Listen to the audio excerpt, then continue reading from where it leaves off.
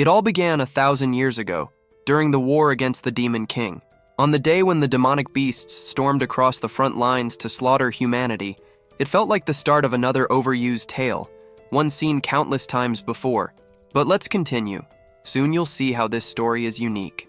So, the blood-soaked war dragged on, endless and brutal, with humanity clinging to survival. The battlefield never dried, every inch drenched in crimson, while the beasts slowly thinned out. Then, without warning, a figure appeared atop a black dragon. That was the moment the legendary mage entered the stage. With terrifying ease, he wiped the battlefield clean, crushing the horde in a single strike. The dragon's presence alone was enough to paralyze the beasts with fear, while soldiers fell to their knees in worship of the hero. But victory turned to shock. Out of nowhere, the mage collapsed, lifeless. At the exact moment, triumph was his. His death remained a mystery.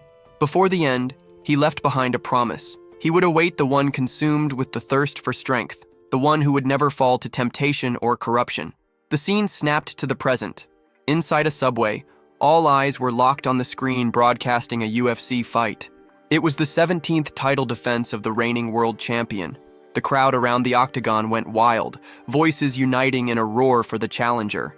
In the blue corner stood Patrick, the challenger, 120 kilos of carved muscle, built like a bodybuilder, the audience urging him to kill. Opposite him, in the red corner, was the champion, 37 wins, 0 losses, a man who had never tasted defeat. His body was honed to perfection. They stared each other down. The announcer pointed out that Kim Jin-ho hadn't been using his foot much lately. Rumors spread fast. Patrick himself had claimed the champion must be injured and that today would be the day the streak ended. Whispers filled the arena. Jin-ho was 48 years old. No man could keep winning forever. The bell rang. Patrick froze. He hadn't even moved, and yet the champion's presence was crushing, suffocating. Terror radiated off the man like heat. Still, Patrick knew about the injury. He darted forward, aiming low for a takedown, ready to slam the champion to the mat. Confidence surged. This arrogant bastard had stepped into the cage injured, and now he would pay. But just as Patrick's hands brushed the leg, just as his grin spread in triumph, light tore through the air. Blood exploded across the cage, and in that instant, everything was over.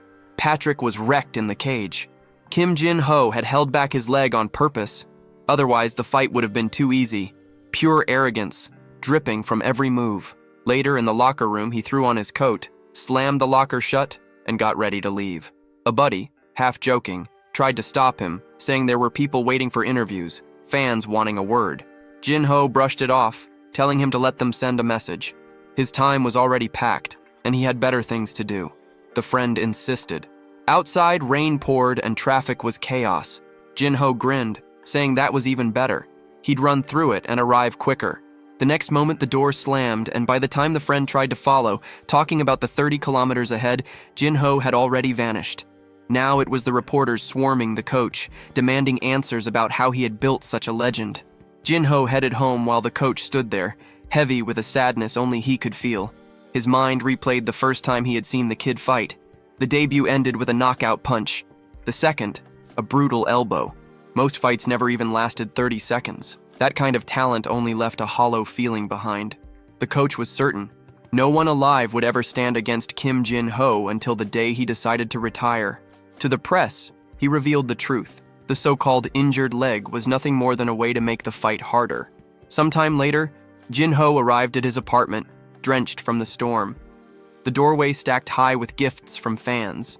The man wasn't just a champion, he was the world champion, and his home proved it.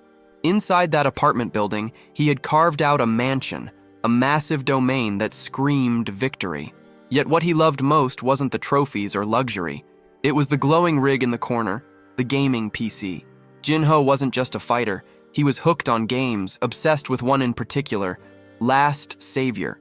A title so brutally difficult that even Korean players, who lived for punishing challenges, had abandoned it. Not him. For 10 years, every single day, he had been grinding, fighting against stronger enemies and terrifying monsters. That was his second life. That was his training. Sitting at the screen, he smiled, hoping for once he wouldn't win like always. On the battlefield, his character stood ready. What thrilled him the most was the rush of facing down a monster. Once again, he was locked in battle with the Demon King, Azar. Time passed, and Jinho's face shifted. He stood toe-to-toe with the towering creature, its health bar almost drained. His eyes locked on the HP gauge, disbelief hitting him hard. At this pace, victory was his. He struck again, demanding resistance from the weakened foe. He slashed at the legs, questioning how something so obvious wasn't being avoided. The NPC flailed, struggling to fight back, but it was useless. Jinho's blonde avatar carved through it with ease, irritation growing at how predictable the patterns had become.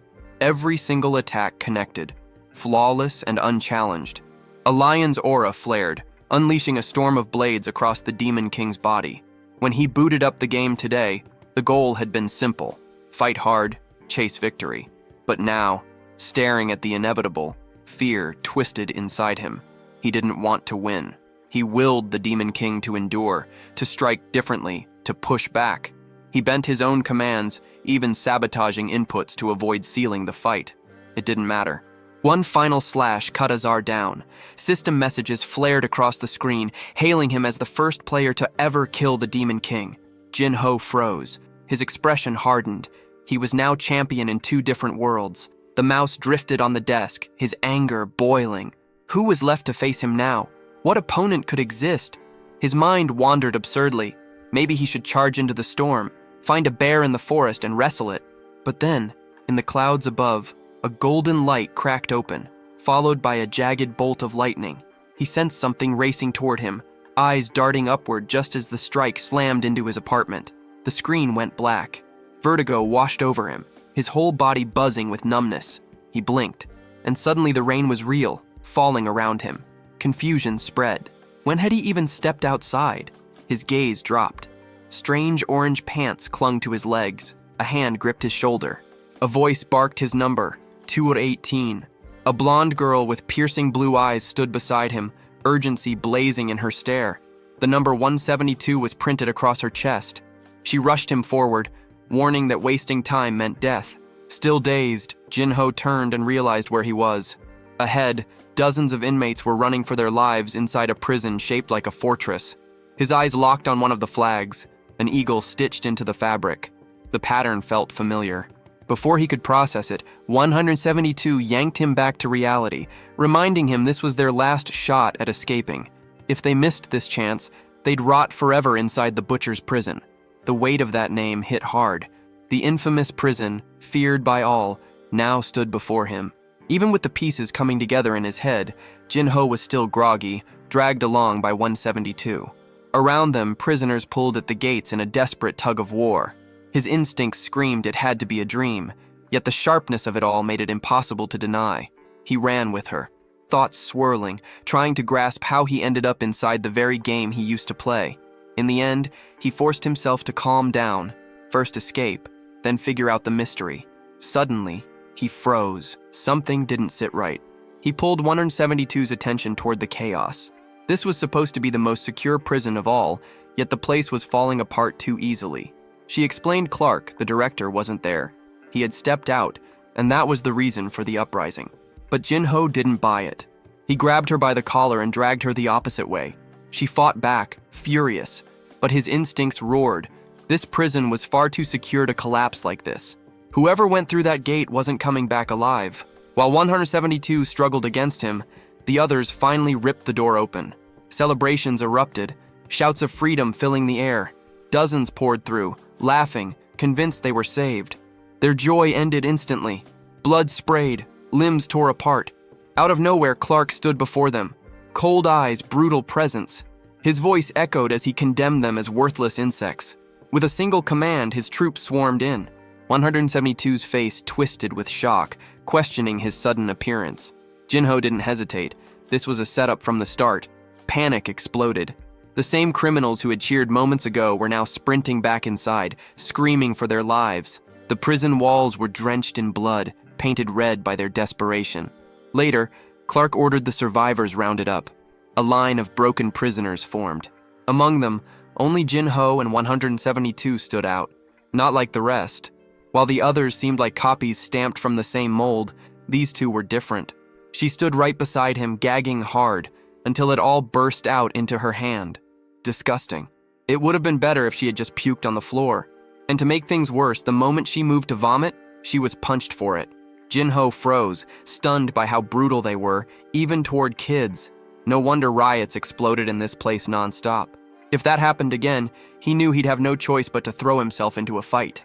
That's when Clark appeared, towering like a monster. He mocked him, calling the kid either too lucky or too cowardly for not trying to escape. Typical, he said. Mages were all cowards, pathetic excuses for rivals. The thought of comparing himself to them was sickening. His face leaned in close to Jinho's, venom dripping from every word, promising that Arohan would regret surviving this day. Then he walked away, leaving the protagonist staring at his own reflection, questioning if he had just been called that name. Arohan. A week later, the sky stretched wide and blue, while Jinho worked under it.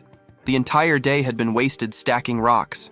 Not for any real reason, just pointless labor to keep them from sitting still. His hands were shredded and torn apart.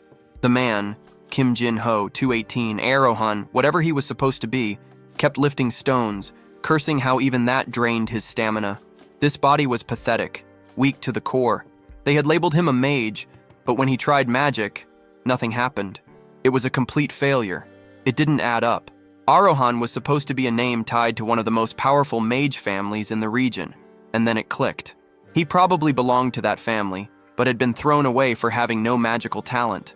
Knowing their cruelty and sadism, it made perfect sense.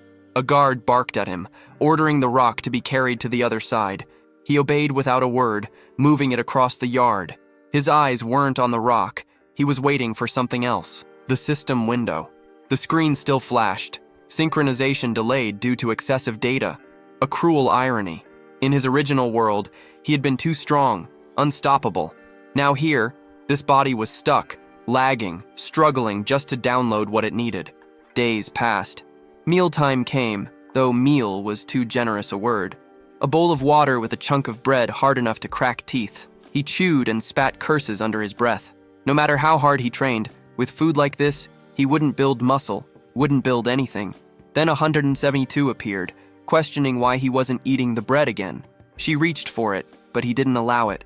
Something about her felt off. Jinho kept thinking this companion was peculiar. Was it a boy? A girl? He couldn't even tell anymore. Something about this person didn't add up. What struck him most was the question of why someone this young was locked up here at all. 172 warned him to stay alert. Lately, thanks to him, everyone's workload had increased, and the other prisoners weren't pleased. That explained why so many eyes were fixed on him every time he walked by. 172 pressed further, telling him to be especially cautious around 589, the prisoner leader, infamous for his brutality inside the arena. Jinho told her it was safer not to interact, since even being close to him might drag her into danger. But 172 shrugged it off, claiming she already knew everyone and didn't need to worry. The protagonist rose to his feet, saying the truth would come out right now. And sure enough, a group of prisoners started closing in. He muttered that this was exactly the kind of situation she had warned about. At that instant, 172's eyes widened when she noticed the number. That man was 589, the so-called leader of the prisoners, or more accurately, the Bald Gang's top dog. So far, only Jinho and 172 still had hair. That couldn't just be coincidence. The bald leader stepped forward, saying he'd heard the increased workload was all because of the newcomer. Jinho wanted to know what that had to do with him. The response came sharp. It was his fault. Before he could even argue, a massive hand came down, wide as his head, smashing into the ground and leaving a crater. 172 cried out for him, but in the same moment, someone caught the leader by the neck. Jinho wasn't here to play. He drove a knee straight into the man's chin. The bald crew froze, panicked, shouting for their boss. But Jinho's expression shifted. This wasn't like before. His strike had done nothing. 589 glared at him, unimpressed, asking what kind of weak hit that was. Then he snatched Jinho by the collar, ready to spin him through the air like a toy. The hit sent him flying into the wall like some protagonist caught in the middle of a messy breakup. His friend panicked nearby, shouting for 218. The boss stood tall, declaring that if the kid survived that throw, it only meant his death sentence had already been written. But the timing couldn't be better. Synchronization finally hit 100%. The villain's grin widened, clueless about what was about to happen. It was like someone had finally plugged fiber optics into this cursed system that always lagged. The real fight was about to start. Jinho rose, body blazing with energy, fists glowing with blue light, aura spilling into the air. The bald thugs stiffened, watching as he flexed his hands, shifted his stance, and warmed up his footing. He was already squared like an MMA fighter, inviting the boss into the ring. The boss sneered, mocking him for being abandoned by his own clan and still acting high and mighty. Jinho didn't care for words anymore. He demanded action. The boss lost patience and charged straight at him. Jinho spotted an opening, snapping out a low kick toward the leg. But it wasn't that easy. The boss caught his foot mid-swing, grinning, ready to teach him a brutal lesson. Wrong move. Jinho twisted, spinning with force, and smashed the side of the man's head with a clean strike. The boss staggered, dazed, only for another blow to slam into his chin before he could recover. He reeled, body ready to collapse, but Jinho didn't stop. A solid kick followed, sending him stumbling until he finally crashed to the ground, unconscious. Standing over him, Jinho exhaled dramatically, muttering that this was exactly why he avoided using his legs. The moment hung for a second, until chaos erupted. Every prisoner around pulled out their makeshift blades, cheap shanks so flimsy they barely counted as knives. They all closed in on him. Jinho planted his foot on the boss, yanked his arm back, and made his warning clear. If anyone dared to move closer, this man would never be able to feed himself again. The bald crew froze, paralyzed, unsure what to do. Jinho ground his heel harder into the arm, glaring at the crowd, calling out that too many of them were still standing around. If they wanted to stop this, call the guards. One of them panicked, sprinting away, yelling that once the guards freed the boss, Jinho was as good as dead. But in the end, fear won. The gang caved, hauling their fallen leader away instead of striking back. Later, inside the cell, 172 looked at him in awe, demanding to know how he pulled that off. It was unbelievable. On top of that, she swore he even looked taller all of a sudden. Something had changed. Jinho brushed it off, saying it was the result of hauling rocks day after day. But the truth was different. What really happened was his body syncing with his real-life stats from the game. For the first time, the protagonist had dragged his real body into this world, because it was way more overpowered than the one inside the game. Normally, it was always the opposite. Some weakling thrown into a body that turned out amazing. But here, it was reversed. What stunned him most were the stats. Zed Arahan, loaded with S-rank immunities. Immortal Duelist, Challenger rank, S-rank Archmage. Grim carried everything stacked, but something was off. His class really was Mage. That alone cut his agility, strength, and defense by half. And worse, even as a mage, he had 0 mana, which meant he was losing half his attributes for absolutely nothing. It made no sense. The Arahan family was supposed to be full of prodigies, geniuses blessed with magic. Yet here he was, stuck in a trash body that contradicted everything. Meanwhile, 172 just stared at him, baffled, watching him mutter and laugh like a lunatic on his bed, trying to make sense of why he had reincarnated into such garbage. He forced himself to calm down, running through his options. The so-called growth penalty was cutting everything in half, but still, half was better than 0. And physical strength? That was something he knew how to build himself, even faster. The real obstacle was the food. That slop they called meals wasn't helping his body develop at all. What really drew his attention was the pile of S-rank talents sitting on his sheet. If he had all that and just a bit of mana, he'd be completely broken. Blessings like those were for only a handful of people in the world. No matter. He'd figure it out. He just needed a way around the no mana curse. There had to be a solution.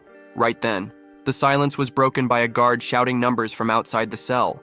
The ones called were forced to line up and leave. He asked what was happening, and 172 explained. Those people were part of the death coup. One last meal, then execution. He nodded, then asked his companion's name. To his surprise, the answer was Ryu, a friend after all. The protagonist introduced himself as Zed Arahan. Zed asked if Ryu planned on staying in prison long. Ryu answered casually that he'd be escaping soon. Zed wanted to know how. The answer was simple. The guard in front carried the key. Zed figured Ryu was planning to steal the key, but Ryu shut that idea down fast. The man guarding it might be retired, but he was still a 5-circle knight. And Clark wasn't just any knight. He was the embodiment of everything that despised mages. In the world of Last Savior, knights and mages had always hated each other, and Clark carried that hatred like a badge. Now Zed had a bigger problem. How the hell was he supposed to escape a prison locked down by a 5-circle warrior? But Ryu brushed it off, saying the trick wasn't strength, it was subtlety. Just steal it without Clark ever noticing. For someone raised on the streets, that wasn't impossible. The issue was Clark himself. The man was too sharp, too alert, and so far no opening had ever appeared. Zed grinned. For the first time, he could actually see a path forward. The next morning, work began again. A guard announced new orders. By command of the boss, the prisoners would be hauling even more rocks than usual. Complaints broke out immediately. The inmates shouted it was impossible, that they'd all die if it kept up. The guard silenced one with a blade pressed to his throat. Another bald prisoner stepped up, demanding to know why they were being worked to death. There was no reason for it. The guard's smirk said everything. He told them they already knew whose fault it was. All eyes turned toward Zed. Then, with a fake cough, the guard walked away, promising to return soon. 172 warned him.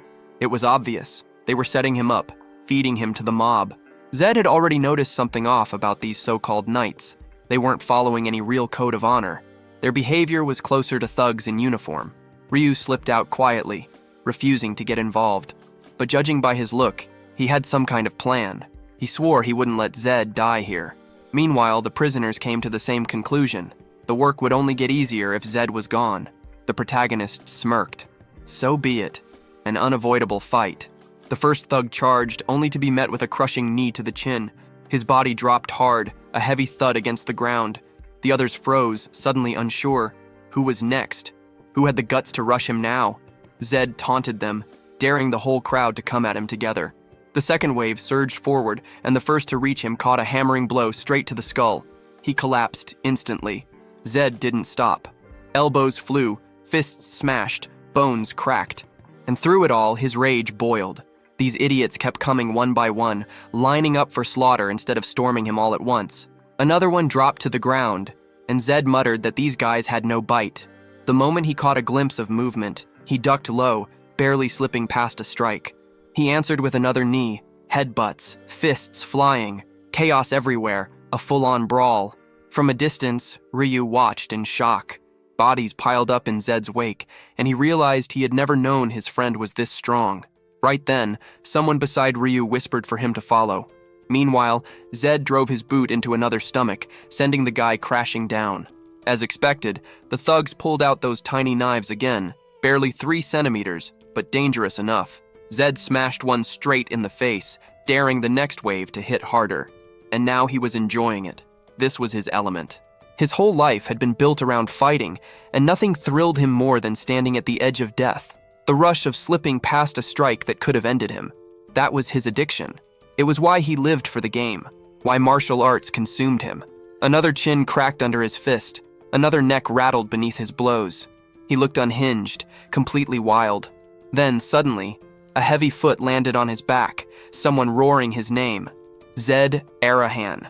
A pale, twitchy kid grabbed Ryu and threatened his life. Ryu struggled, biting, thrashing, but held tight.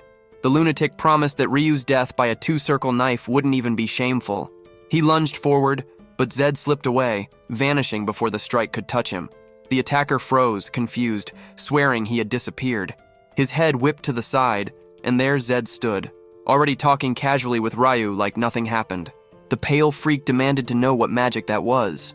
Zed's smirk answered, "No magic, just pure movement." His body shifted smooth as a dancer, then snapped with brutal precision, slamming a perfect strike into the neck. The pale kid skidded across the ground, dragged like trash. That was when Clark arrived, calling for number 218, demanding an explanation.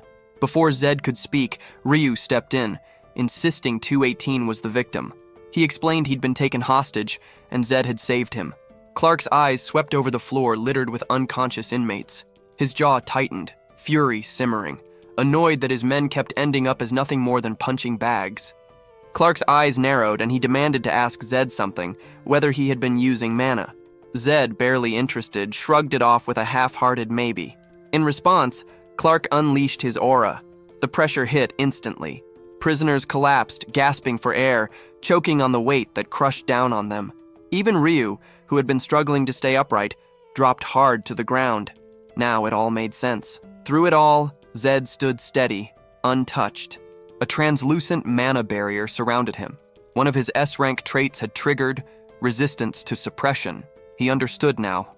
It wasn't just resistance. It was mental immunity. His thoughts burned with arrogance. Of course this was the case. He had reached the peak on Earth, 27 straight wins at the highest level of the world. No average thug from this place could ever make him tremble. Clark, however, was losing it. He couldn't stand seeing the kid still on his feet. His fury boiled over. How the hell was a bastard with no mana resisting his aura? He poured even more into it, pressing harder, the force growing so suffocating it was on the edge of breaking everything around them. But S-rank suppression resistance was absolute. Zed didn't budge. He stood calm, one hand on his hip, unfazed, as if the crushing pressure didn't even exist. Clark's face twisted. None of it made sense. The guards begged him to stop, warning that at this rate the whole place would die. Finally, Clark cut the aura. His glare locked onto Zed, voice sharp. He told the boy to calm himself or he'd slit his throat at any second. With one last murderous stare, he turned away, ordering everyone back to work. But Zed wasn't done. He called out, demanding Clark stop. He had something to say. He declared he was done with the endless rock stacking, finished with being ambushed by every prisoner thrown his way, and because of that, he was planning to settle it once and for all. Ryu stared at him like he'd lost his mind, asking what the hell he was talking about. Zed grinned. He wanted to join death row. Clark froze, questioning if he even understood the weight of what he was saying. It wasn't a choice he could take back. Zed didn't flinch. He told Clark to record it in a crystal ball if he wanted. His decision wasn't changing. Clark smirked coldly. Perfect. He ordered a registration item to be brought, and right away Zed added one more thing. Since he was now on death row, he wanted to claim his last meal, a birdie steak. The portion was massive, enough to fill him completely. The guards' faces gave it away. It was absurdly expensive. They muttered it was madness. That steak, top quality, came only from the Southern Empire. In the game, it was one of the rarest consumables. A dish so rich it could restore strength even drained by age. Some warriors had eaten it mid-battle, turning the tide with the buff it gave, winning fights they should have lost. But Zed didn't look like he just wanted a taste. He told Clark it was only fair, considering the family he came from and the value of his life. And he warned. He knew exactly what the real thing was like. If they tried to trick him, the deal was void. Ryu couldn't handle it, demanding to know why this lunatic was chasing death. Zed almost laughed, saying he'd forgotten his friend was with him. Now both of them were tied to death row. The staff hesitated, but Clark's voice cut through, demanding they follow orders. An Arahant's life was worth the price. Ryu panicked, furious that he'd been dragged into this insanity. Time jumped forward. Back in his cell, Zed kept training. Just securing that stake took over a week, and he wasn't wasting a second. Ryu thought it was pointless. Why train if you were going to die anyway? That's when Zed revealed his system. Each attribute capped at 100. Any extra experience overflowed into whatever stat hadn't maxed out. And since every single attribute of his was already at the ceiling, all his gains were being funneled straight into mana. Right in the middle of another set, a guard called for them. Zed's grin spread. Finally, the steak was here. The meal arrived, an extremely rare slab, golden seared, dripping juices. The moment Ryu took a bite, tears welled in his eyes. He'd never eaten anything so good in his life. Zed reminded him not to forget who made it possible. As he ate, Zed could feel his body shifting. Negative status effects were being peeled away, bit by bit. Experience that had been blocked started to flow in. Elsewhere, in Clark's chamber, someone entered with the report. The banquet had begun. Clark smirked, ordering no one to disturb them. But his mind wasn't at ease. That day still gnawed at him. The boy hadn't resisted, and yet, Clark had felt something he couldn't explain. It was as if his magic failed to connect. Even retired, Clark was still a 5-circle knight. A young mage without mana should never have been capable of resisting that. Something had gone wrong that day, something beyond his grasp. But this time, he was certain he'd get the truth. His eyes lingered on the bracelet. The humiliation about to come would be 100 times worse. Not long after, the banquet ended. Both Zed and Ryu were stuffed. Ryu muttered that he was ready for death, but but Zed wasn't. His body buzzed with energy, brimming with strength, the same rush he felt after a day of pounding the sandbag. The door creaked open. He turned, already announcing their arrival, already mocking Clark, asking what came next now that every bite had been devoured. Clark began to speak, but Zed cut him down, telling him to wipe that sad smile. Disappointment was all he should feel. There wasn't even a crumb left. Clark's fury simmered.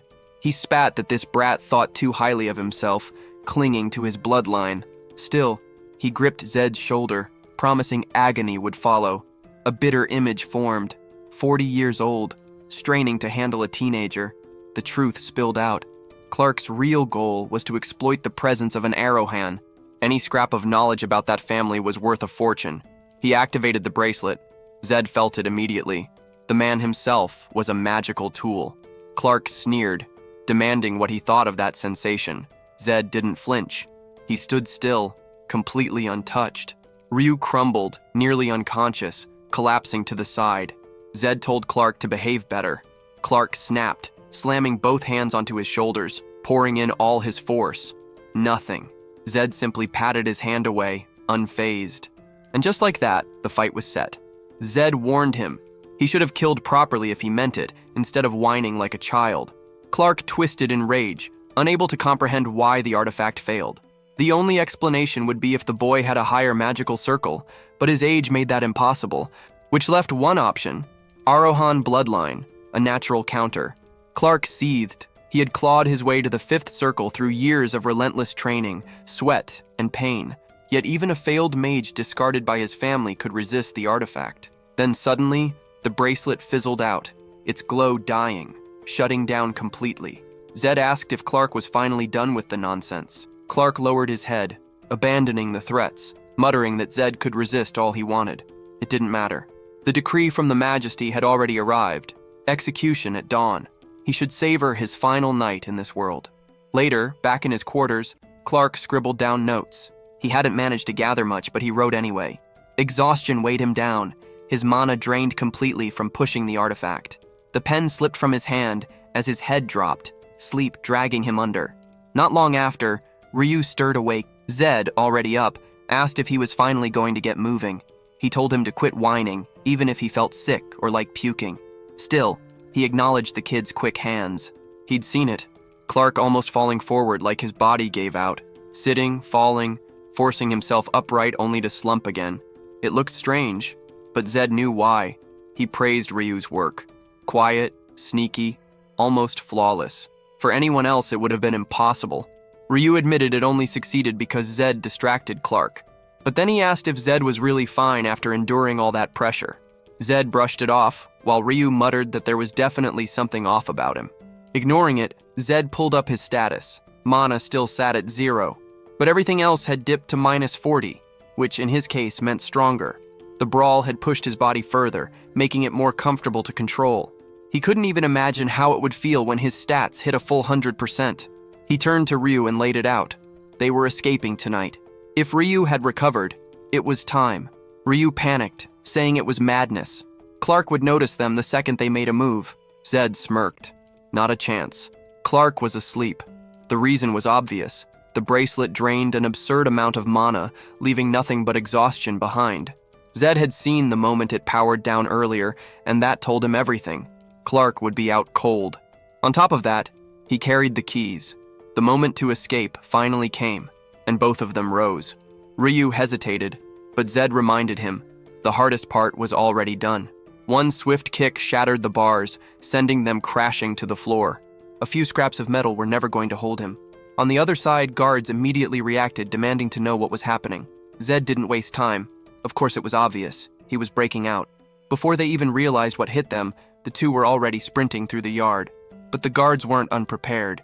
They had already formed a line at the gate. Poor bastards. The one standing in the center might as well have written his will. Against Zed, he had no chance. Shots were fired, but Zed charged forward without slowing, Ryu trailing behind, terrified. The first guard in his path looked old enough to have 6 kids Zed's age. Zed blew past him, slipping by with ease before planting a palm into his face and bowling him straight into another. Both collapsed in a heap. The next guard didn't even get the chance to blink. Zed's strike crushed his jugular, dropping him instantly. Zed cut in from the right, tearing through the formation. The first man he'd thrown down was stomped into the dirt again, while the others, instead of fighting back, focused only on covering themselves. One desperate fool swung his sword, but Zed ducked low, spun, and drove his heel into the man's ribs. The crack echoed as the guard folded, crumpling onto his own legs. Another blade came down. Zed braced a hand against the ground, blocked it with fluid motion, and fired off another brutal kick. Bodies kept hitting the ground. One man slammed face-first into the dirt. Two more rushed from behind. Zed's grin stretched wider. He was enjoying every second of it. A single kick sent one guard flying into the other, both collapsing together. Ryu watched, speechless, unable to believe what his eyes were showing him. By the time it was over, the yard looked like a battlefield. Meanwhile, Clark woke to chaos. His face twisted with disbelief as he realized he had dozed off at the worst possible time. His men were scattered across the ground, begging for mercy, and number 218 was gone. He ordered the hunt to begin immediately, but the scene shifted. A quiet village hotel not far from the prison. Ryu kept scanning the area, nervous, checking every corner for signs of pursuit. The two of them stood out like flames in the dark, still dressed in their glaring orange uniforms. At least Ryu knew the streets and alleys of the region. Ryu started showing Zed around, explaining how things worked. The first priority was blending in with the locals. Their solution was simple: rob a beggar's stash and steal his clothes. That was the best disguise they were going to get. Next came food. Zed questioned how they'd manage that without a single coin, but Ryu, slippery little thief that he was, just smirked. He'd handle it with ease. He even told Zed to stay behind like some background character while he took care of business. 1 or 2 hours later, Zed's appearance had changed. His eyes were now a different color, thanks to a contact lens Ryu had brought back. They were in the southern region, where blue eyes were a trend, tied to the legacy of an old hero. Zed figured it came from the Sword X family, the clan the protagonist Tora once belonged to.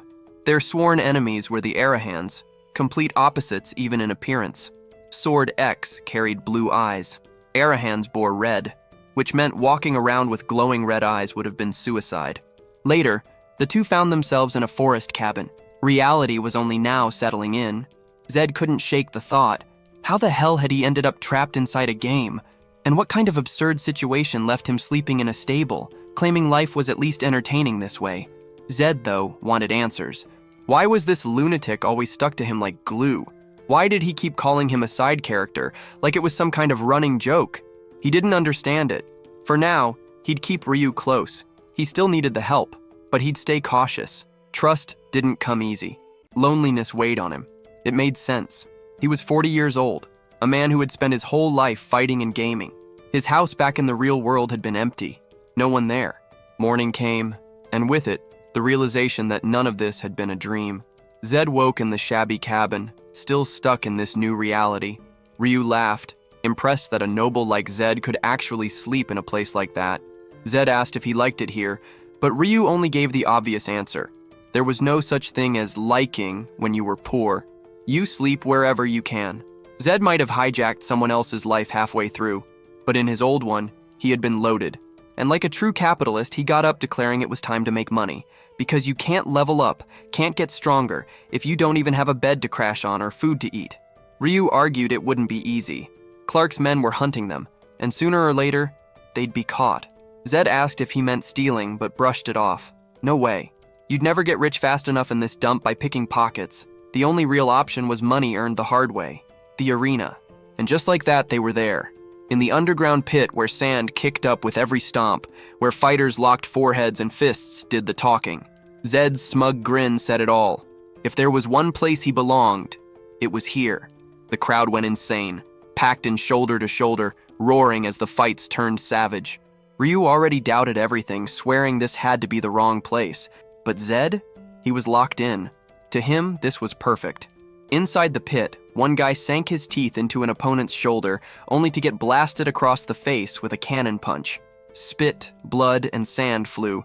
Chaos everywhere. No rules, just survival. Punches to the ribs, bites, headbutts, anything went. The audience loved it. Ryu looked horrified, but Zed cheered like a man possessed. The fights were sharper than he'd expected. He thought he'd see nothing but amateurs, but these brawlers actually had skill. Then came the monster, Walmart Ujiro Hanma barreling in, fists swinging. He hammered the big guy with a clean shot, then strung together a brutal combo that left the man broken. Ryu panicked, shouting at Zed to rethink this madness, but when he turned, Zed was gone. The audience erupted in confusion. The beast of a fighter stood with blood on his hands, only for the crowd to gasp. Zed stood there gripping his opponent's arm, calm, cold, telling him to ease up. The brute froze, thrown off balance, unsure what he was facing. Ryu thought his friend had lost his mind, and the women in the stands screamed at the referee, asking if he'd been paid to just let someone die out there. Ujiro tore his arm free from Zed's grip, demanding to know if this brat was some noble with a death wish. But Zed denied it flatly. His look alone should have been enough. He was nothing but a street rat. The crowd erupted, jeering, demanding Ujiro crush the kid who had dared to interrupt the fight. Zed welcomed it, claiming he'd take full responsibility with a battle worth their attention. Ryu panicked, ranting in his ear, spitting out a storm of protests, but Zed silenced him. All his friend needed to do was bet everything he had on him. Ryu resisted, but Zed reminded him the steak they ate had been far too good. After this, they'd be feasting again. The fighters squared off. Ujiro sneered, calling the kid insane, but at least he didn't look afraid. Then something about Zed made his eyes narrow. His stance was sharp, breathing steady, gaze sharp with a killing aura. His posture was cleaner, deadlier than anyone Ujiro had ever faced in that pit. A chill ran through him. Fear? Impossible. How could he be shaken by a kid? Furious, he rushed forward, convinced none of it made sense. But his charge was cut short. Zed's fist snapped across his cheek like a cannon blast. Blood gushed from his nose instantly.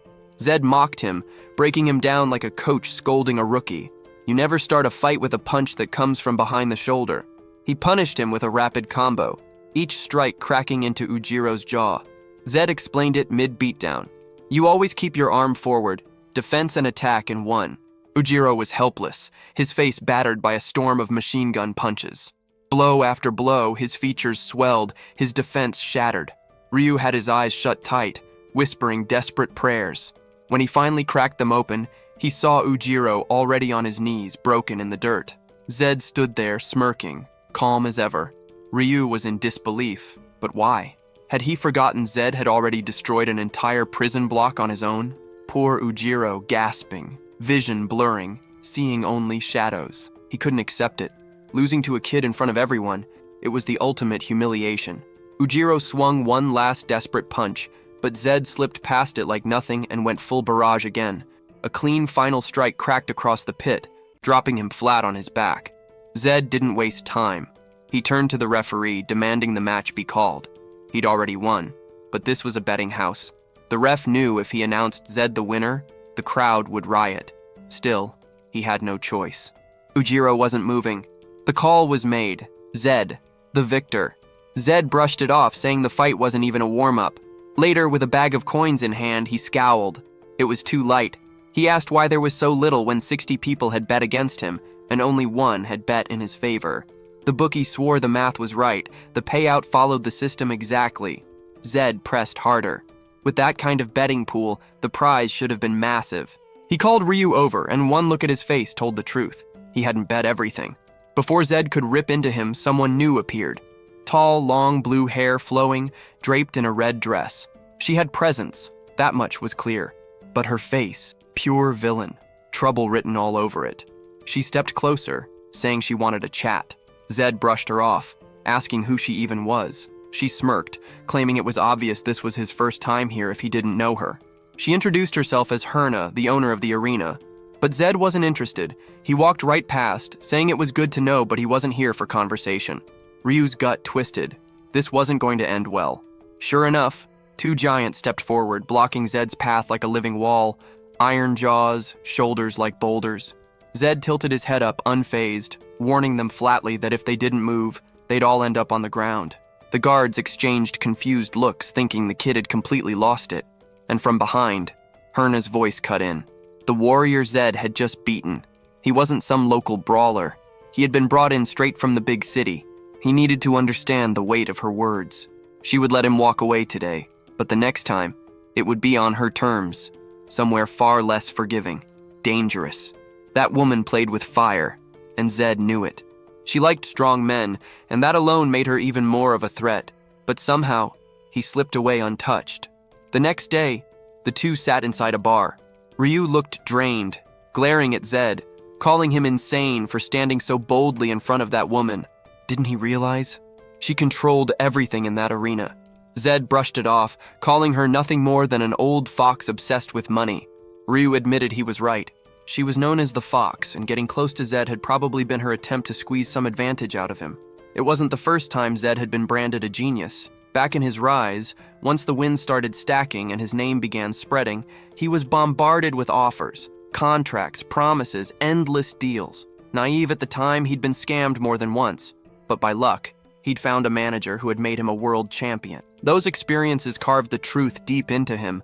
At the top, the only ones who survived were those who knew when to bite back.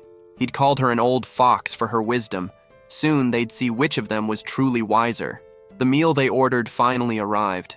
Expensive meat, finely served. Ryu was ready to devour it instantly, but Zed stopped him. Something was off. The quality was nowhere near what they had ordered. No way it was that ultra-rare birdie steak. If it was, it wouldn't be available to every drunk sitting in that bar. Ryu waved it off, claiming food was food. Once in the stomach, it didn't matter. Zed didn't budge. If they paid for a birdie steak, then they'd damn well get one. He waved down a waiter. The man snapped at him, saying if he wanted to complain, he should leave, because no one wanted him around. Zed ignored him completely, stating flatly the steak was fake and they'd better bring the real one before talking back to him. The waiter scoffed, calling him crazy. Zed demanded to see the boss. That sealed it. The waiter thought the street rat had lost his mind, but he smirked anyway, saying fine, if he really wanted to meet the boss, then follow. The path, of course, led nowhere good. Inside the office sat a fat man surrounded by thugs, knives already raised and aimed at the door. The boss asked if Zed was the customer causing all the trouble. Zed answered that the real troublemakers were the ones selling fake goods in this dump. The fat man waved a hand, sending his first thug forward, saying the kid didn't understand the mess he'd walked into. But Zed was already smiling. Another fight. Another bit of fun. The bar's thugs rushed him, poor fools. Every one of them ended up the same. Faces smashed, bones snapped. One had his arm twisted and broken. Another dropped from a strike to the neck. Another flipped flat on his back after a clean counter. The fat boss, who had been laughing at first, quickly realized the tide had shifted. His men were scattered across the floor, broken and groaning, while Zed stood alone in the center, untouched. Ryu shouted a warning. This was the same kid who had dropped Walmart Ujiro. The boss froze. He'd heard whispers about that fight, but thought it was nothing more than rumor. Navi asked what Zed wanted. Zed laid it out clear. First, they'd return the money he had paid. Second, they'd cover the cost of the steak at the proper price of a real birdie steak. The fat man roared, calling them nothing but crooks. But the deal was made. Later, Ryu collapsed onto a soft bed, grinning like a fool, saying he'd never slept anywhere this comfortable. He rolled over, praising Zed as expected of someone from a powerful, noble family. Zed answered simply, negotiation was easy when you had power. Another night passed. As usual, Ryu had that strange look on his face in the dark. Out of nowhere, he sat up and called for Zed, asking if he was ready. Zed didn't answer, so Ryu left. But Zed was wide awake, watching him go, having seen everything. Days later, Ryu barged into the room, complaining he was starving, asking when they were heading out to eat. Zed, as always, had been training non-stop. Ryu asked how he never took a single break. Zed stood, pulling up his stats. Unfortunately, they weren't moving anymore. No matter how much he trained, mana remained locked at 0. He figured maybe it was because he was pushing from nothing to 1. The hardest part was dragging on. It was taking longer than expected. Zed turned to Ryu, announcing training was done. Time to get a steak for breakfast. 3 days had passed since their last visit, enough time for the staff to recover. Last time, they had devoured 10 portions, leaving the place in such a mess the workers ended up paying them instead. Zed asked how many coins were left. Ryu admitted they were almost broke, claiming the cost of living in the city was insane. Zed nodded, but inside he knew better. This was a game he had played for 10 years. He understood the economy here. 50 gold coins. That was their earnings. Not the kind of fortune that should vanish in just a few days. Maybe Ryu thought he was stupid, just some naive noble with no clue how the world worked. But Zed wasn't blind. Was it greed? Was he hiding something? Or maybe some addiction eating away at their stash? For now, he decided to play along, acting like he hadn't noticed. Ryu hadn't shown any signs of betrayal yet, but sooner or later he'd figure it out. At the bar, one of the men cracked the door open, reporting to the boss that the two had arrived. This time, they had a plan. Orders were given, get everyone ready. The moment Zed stepped inside, he was welcomed with a candlelit banquet. The waiter greeted him warmly, urging him to feel at home. Too warm, too fake. Zed's instincts screamed, why the sudden hospitality? His eyes scanned the room. No assassins hidden in the shadows. The restaurant looked normal, just like always. Then Ryu broke his focus, wrapping meat and lettuce together and offering it to him. Zed grabbed his hand, agreeing to eat, but keeping his guard up, eyes sweeping the room. The instant he bit down, he felt it. Something was off. He barked for Ryu to spit it out. Ryu spat immediately, panicked, demanding to know what poison trick this was. Zed analyzed calmly. The dose was small, not lethal, but no question about it. Something was happening behind the scenes. Zed pulled up his status screen and instantly understood why the staff had been so friendly. Absolute poison resistance. The trick had no effect on him. Still, he knew the truth. If he kept eating endlessly, eventually even that wouldn't save him. Ryu pressed him, asking if he was really sure it was poison. He hadn't smelled anything, hadn't noticed a thing. So why couldn't they eat? Zed brushed it off, saying it was because he was an Arohan, a deflection. Ryu snapped, angry at the arrogance. So that was it. His noble blood made him untouchable. The smile that crept across Zed's face was sharp. Time to make these bastards pay for trying something like that. Not long after, the boss arrived, furious, demanding to know what they wanted with him. Zed sat calmly at the back of the table, saying he was only curious and had questions. The boss's eyes darted to the empty plates. They'd eaten everything. The poison should be tearing them apart by now. The boss cut him off, saying he wasn't here to answer anything. He wouldn't waste words on brats trying to shake him down. Zed leaned forward, telling him he was the one misunderstanding the situation. He told Ryu to pass over some food so they could talk properly. Ryu, reluctant, handed over a meat roll he'd been holding for nearly an hour. The fat man just stood there, confused, demanding to know why they'd offer something like that. Zed told him it was a peace offering. If he ate, then he'd accept whatever terms came after. The boss snarled that he had no interest in peace. He wouldn't bow to a kid. Zed pressed harder. Maybe the man just enjoyed giving away his money, or maybe there was another reason he wouldn't touch the food, like the fact that it was poisoned. The fat man stammered, unable to answer. Zed slammed his foot into the table, flipping it. Meat scattered across the floor. His voice cut through the room. He'd been merciful up until now. But if this trash wanted to suffer, he'd give him plenty. The boss, sweating, smacked the wall, insisting there was no poison. He demanded proof. If they could show it, he'd admit it. Zed reached to his face, peeled out the contact lens, and revealed the truth. The red glow of an Arohan. The fat man's eyes went wide. Terror gripped him. He stumbled back, dropped hard to the floor, and collapsed onto his knees, begging, crying, apologizing. He swore he hadn't known. He hadn't realized he was dealing with a noble. The desperation bled from his voice as he pleaded, asking why someone from a house like that was out here, pretending to be a beggar. In that instant, Zed understood something crucial. The Arohan name carried far more weight than he had ever imagined. He asked the fat man if he would obey anything he commanded. The man, trembling, said yes. Zed laid out his first condition. His identity must remain a secret. The man agreed instantly. Then came the second condition. Half of all the boss's wealth would be handed over, and in exchange, Zed would act like none of this had ever happened. The Arohan reputation was so terrifying, Zed almost expected resistance, but the man didn't argue. No hesitation. He rushed out, vowing to bring the money quickly before the boy could change his mind. Zed slid the lenses back over his eyes. Ryu smirked, praising him, saying the Arohan name alone had crushed the man into submission. But Zed warned this would be their last night in the city. Before the thought could settle, someone else walked in. Arms crossed, eyes sharp, Herna. She claimed it was good to finally meet again. She praised him, saying he was even more impressive than she had expected. Zed froze. Did she know? Had she discovered his Arohan bloodline? For a second, it made sense, until he noticed the fat man shaking his head in denial, clearly terrified of revealing it, which meant Herna's information had probably come from the prison. If the boss realized Zed was just an abandoned Arohan, their deal would collapse. He had to end this quickly. He agreed to a private talk with her. Sitting across the table, he asked why she was here, why she was after him.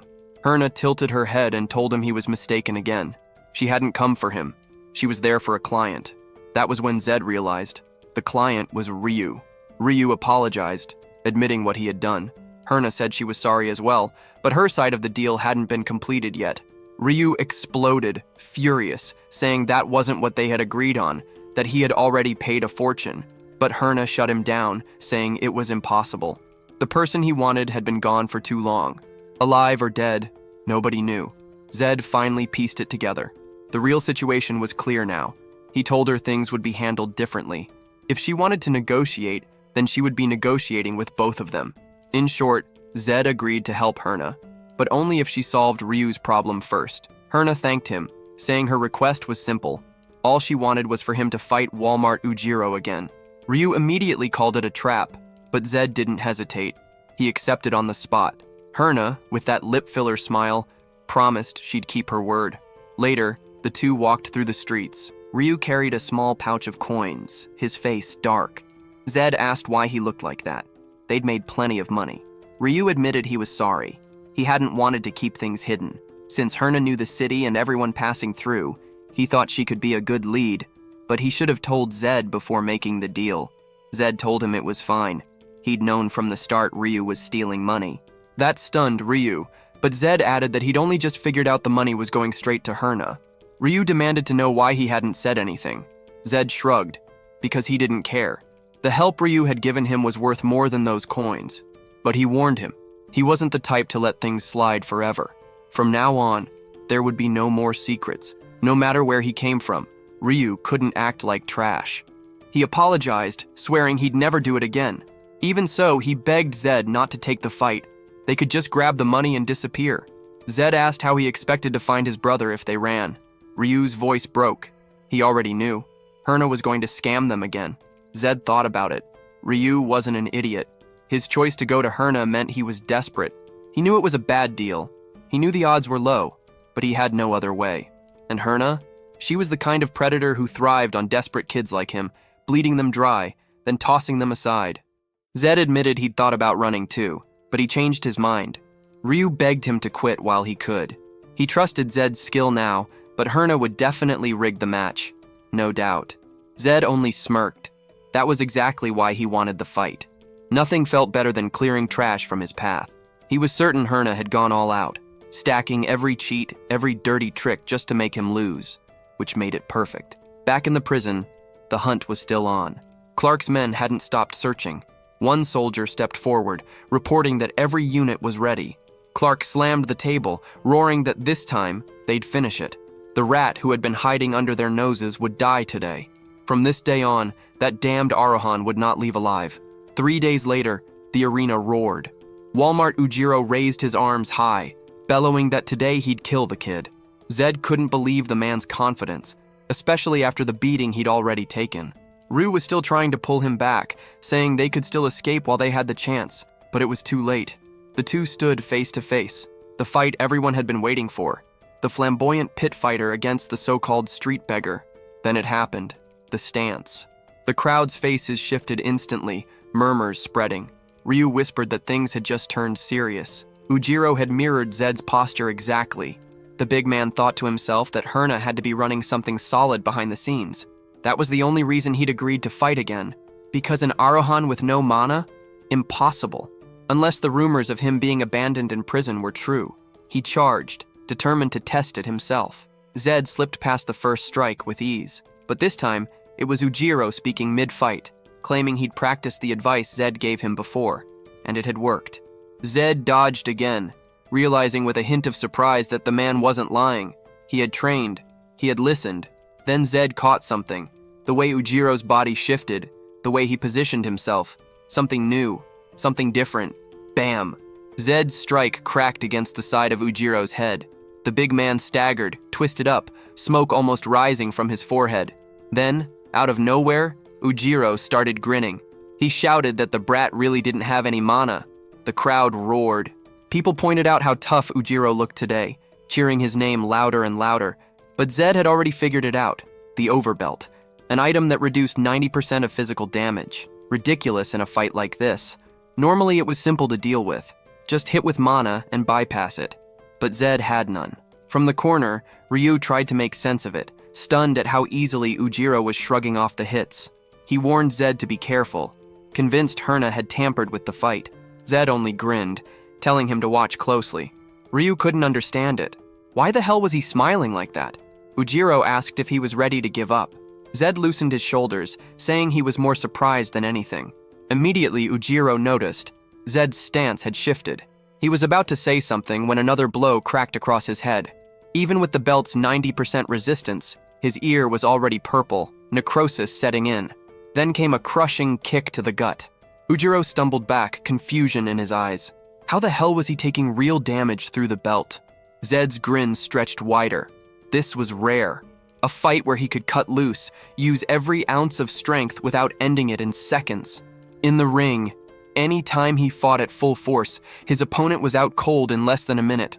He'd never had the chance to go all out, until now.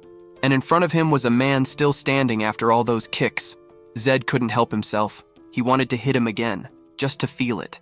Ujiro raised his arms high, convinced another high kick was coming.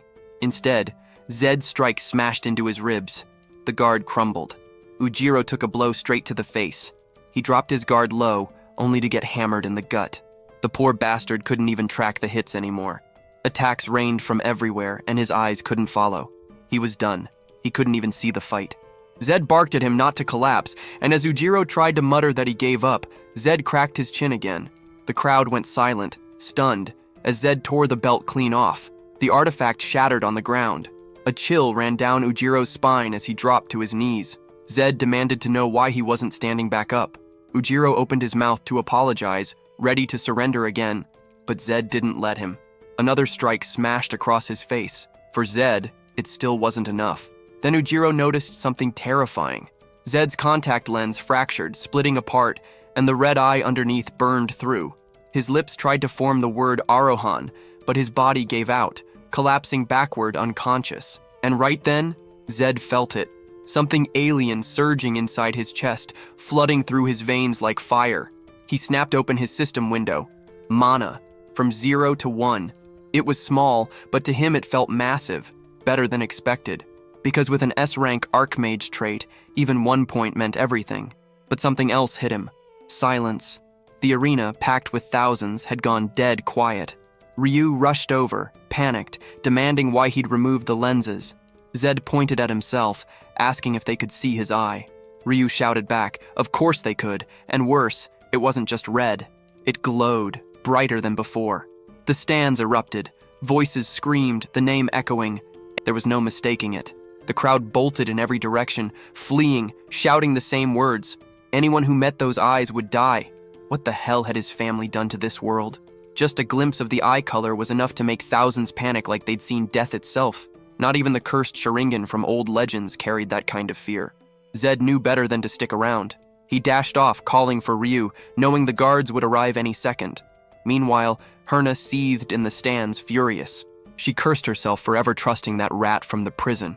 She rose, swearing she'd take care of Zed personally. The rage burned hotter when she realized just how much money she'd lost. Right man hadn't come cheap. That belt alone was worth over 200 gold coins, now nothing but shards. Add it all up, and Herna knew the brat had already cost her nearly 2,000 coins.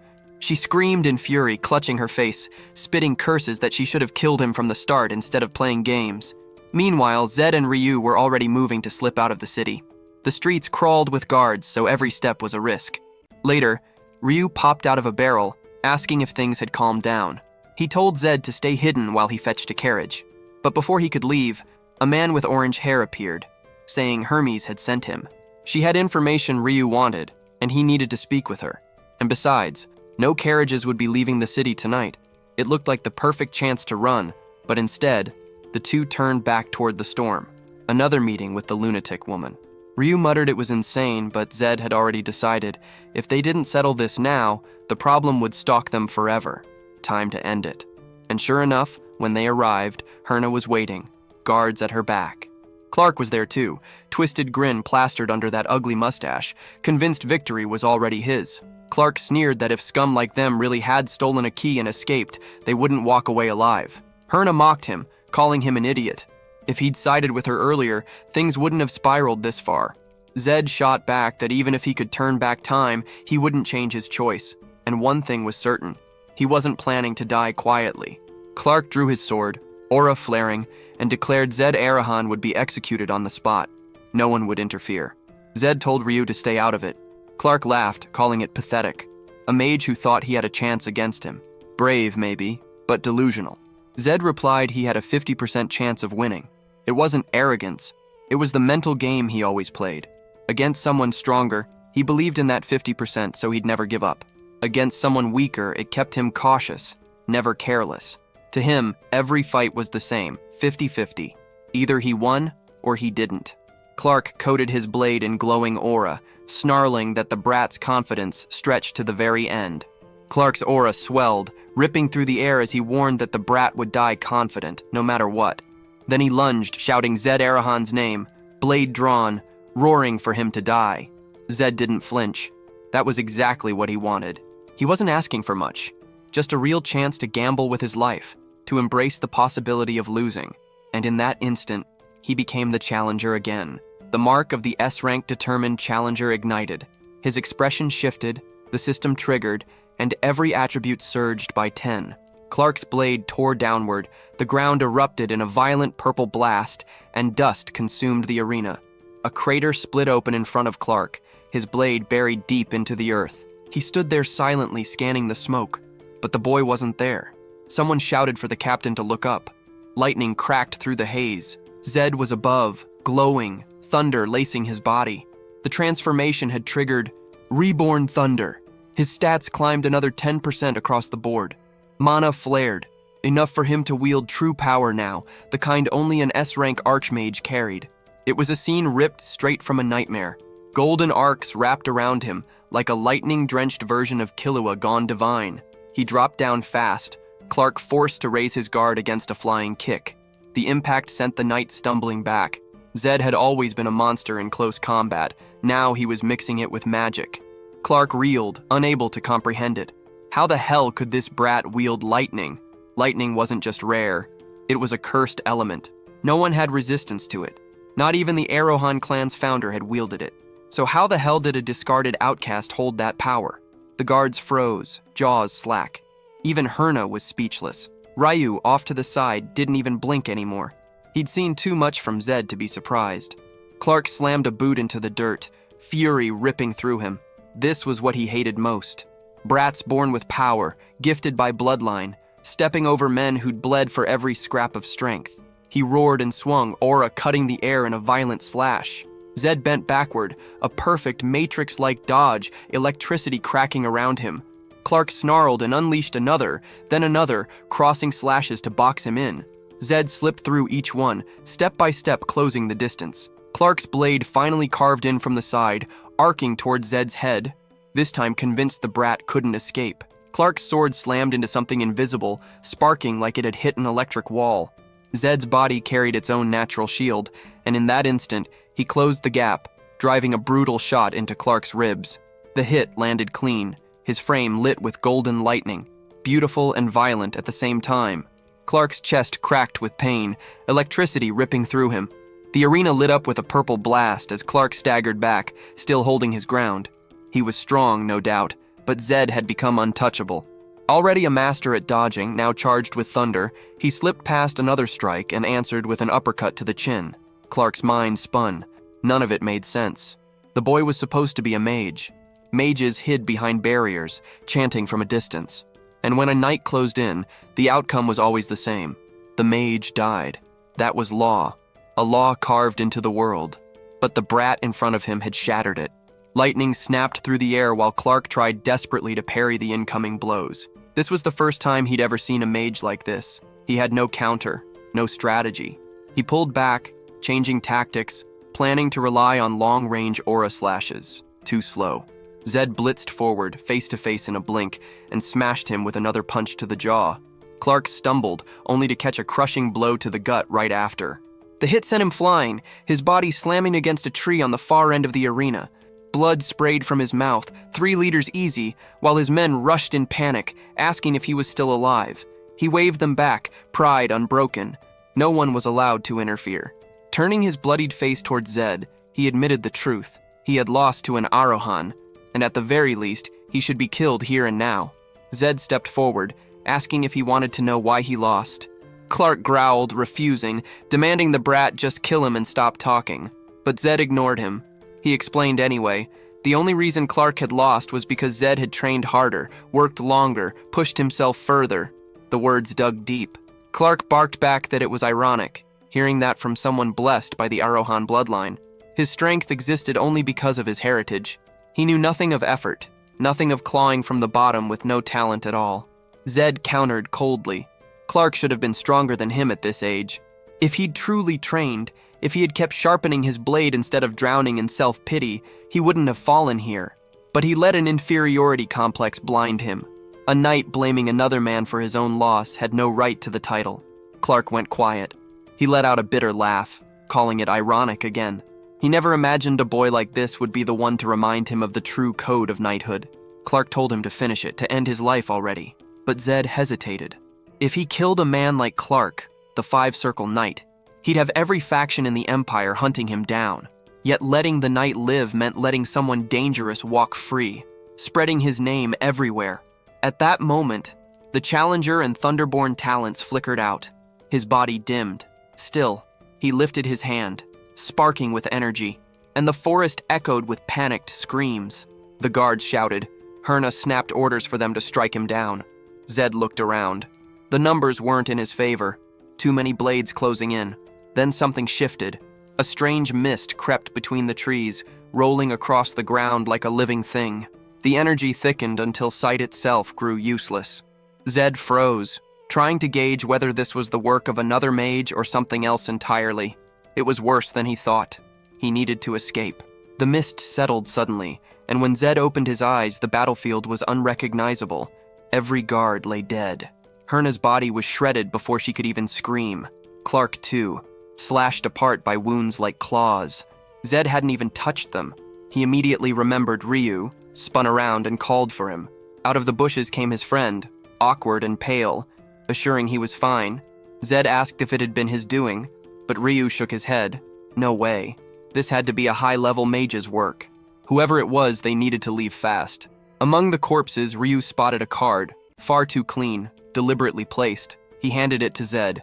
They left the blood-soaked ground behind, unaware of the eyes watching them from the treetops. A figure crouched above, silent, observing.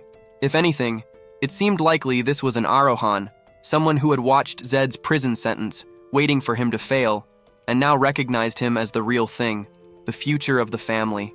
Later, deeper in the forest, Zed lit a small campfire and examined the card. It looked blank, until he let a pulse of mana seep into it. A symbol surfaced in dark ink, glowing faintly. He knew it immediately, a magic card used by secret organizations for encrypted communication. And the symbol belonged to the Black Mirror, the most dangerous covert group in the Empire, sworn to absolute loyalty to the Arohan bloodline. On the back of the card, a single mark stood out, the number 4. Zed knew the code. 1 meant acceptance, 2 meant rejection, 3 meant a proposal, and 4, observation and protection. So it wasn't just a guess anymore. He was right. Someone from the Arohan family was watching him, guarding him from the shadows. Strange, considering he was supposed to have no mana, but then he remembered. He did now. 3 points. His mana had risen by 2 after defeating Clark, proof that the system worked like experience in a game. And with that, he had unlocked the lightning form, a state that not only enhanced his body, but generated its own shield. The problem was clear. He could only sustain it when the Challenger talent activated. Ryu broke his thoughts, admitting he couldn't sleep. He wanted to know where they were going, what the plan was. Zed answered bluntly. They were heading to Frilda. That was the last place anyone had seen his brother. Keep moving, keep chasing. But Ryu doubted it. His brother might not even be there anymore, and without a carriage, reaching Frilda was nearly impossible. Zed said he knew. The path would be different. First, they'd go through Tamea, the border village guarding the southern defense line. Then the forest floor lit up. A magic circle cracked into existence, glowing beneath their feet. A knight emerged from it, armor gleaming, hair blonde like sunlight. Zed recognized him instantly. Taurus Bahal, the same character he had once played to defeat the Demon King. But this was no game. Behind him, soldiers marched out of the circle, row after row, summoned for one purpose. Taurus swore he would hunt down the Arohan who had disgraced his family's name. Earlier, that same man had knelt before his lord, receiving his mission.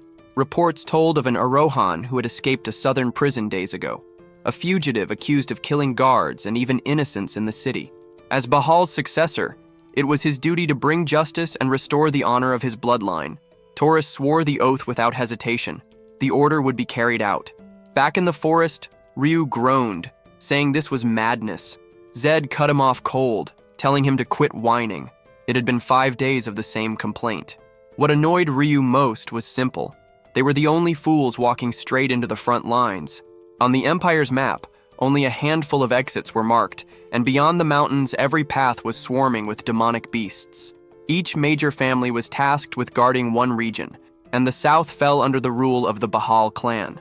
The destination was Tamaya, a village positioned right on the front lines, one of the first places beasts usually broke through. Because of its location, it doubled as an advanced base, and held a teleportation portal. An absurdly expensive tool, so costly even nobles couldn't just walk in and use it. But Zed had plenty of money after stripping Herna clean through bets and loot. Even so, Ryu wouldn't shut up, muttering about how he had no idea how terrifying demonic beasts really were. Time slipped by, and the night fell again.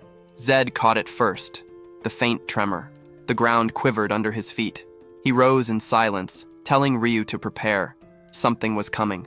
They stamped out the campfire and slipped into the bushes. Ryu prayed it wasn't a demonic beast. Zed hoped it was, but the shaking multiplied. Not one beast, not two, a dozen, maybe more, and that made no sense. For that many to have crossed the barrier meant it wasn't beasts at all. It was exactly what Zed feared. Taurus Bahal and his army. Over 50 men in formation moved like a wall of steel through the night. If they were lucky, they'd just pass. Zed's only prayer was that none of them would notice the campsite, but luck never held. One of the soldiers spotted the traces, pointing it out. Zed knew instantly, if they were caught, it was over. The minimum requirement for that unit was being a 5-circle knight, meaning every last one of them was lethal. Ryu's voice shook as he whispered that Zed should run. If Ryu were captured, maybe they'd spare him. But Zed, he'd be killed without hesitation. Zed shot him a glare. If he was going to say something that pathetic, at least stop trembling. And besides, he had an idea. Risky, insane, maybe it would work. The soldiers circled the still warm camp. Then a voice cut through the brush. Someone asked who they were hunting. And Zed, reckless as hell, stepped out of hiding. He called himself Zed Arohan. Madness. But he knew if they inspected the camp and felt the heat, they'd comb the whole forest. Better to face it head on. There was no way to run. If they tried and got caught mid-escape, it would be worse. Zed opened his mouth to demand a meeting with the leader, when a blade nearly tore through his throat. He raised a hand, trying to explain he only wanted to talk first, but another sword was already at his back. He felt the killing intent, ready to trigger a circle beneath his feet, when suddenly the strike was blocked. There was nothing visible between them, yet the blow had been stopped cold. Zed realized it wasn't his doing. It was the power of the unseen protector. A voice ordered the knight to stand down, and the soldier pulled back without hesitation. The rest of the unit shouted into the trees, demanding the intruder reveal themselves.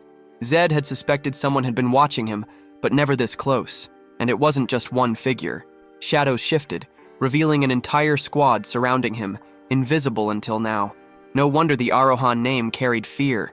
This was the unseen power people whispered about. The celebration of that reputation didn't last. Another presence approached. The real threat was here.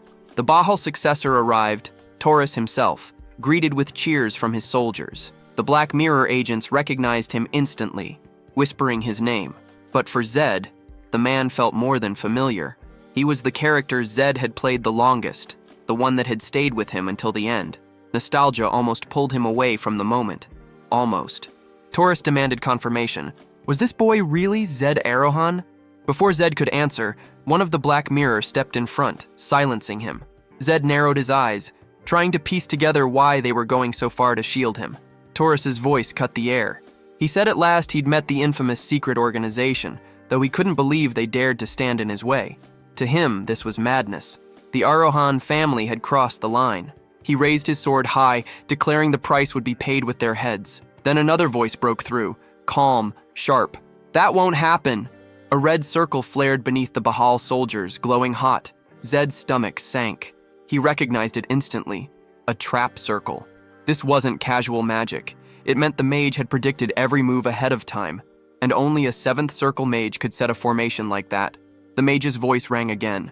Anyone who stepped out of the circle would detonate the spell. Taurus froze, blade trembling with fury. He demanded if the Arohans truly wanted a war with Bahal. The cloaked mage replied without hesitation. He'd already said it. Best to back down. Even Lord Bahal himself wouldn't want to start a war like this. Taurus ignited his blade's power again, refusing to let anyone insult the Bahal name. Zed, however, understood the truth. This was still the early stage. Taurus was only at the 6th circle, nowhere near his future strength.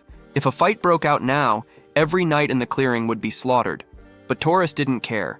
He was already channeling Lion's Roar, a 7th circle technique, reckless and blind. Zed clenched his teeth. If the fool didn't back off, the ground would soon be littered with corpses. He told the cloaked mage to deactivate the trap circle before they all went up in flames. The hooded man shook his head. He only obeyed one master, and one of his lord's commands was absolute. Protect Zed Arohan. Nothing could override that. Zed snapped back, demanding why the man was trying to kill the Bahal successor, instead of simply protecting him. Slaughtering Taurus would only make things worse. If this assassin was truly skilled, he should be able to secure an escape without escalating it into bloodshed. Then Zed turned and shouted for Taurus to stop as well. Otherwise, he'd die here. But Taurus didn't care. He spat accusations, claiming Zed had killed innocents and prison guards. Every crime had to be answered for.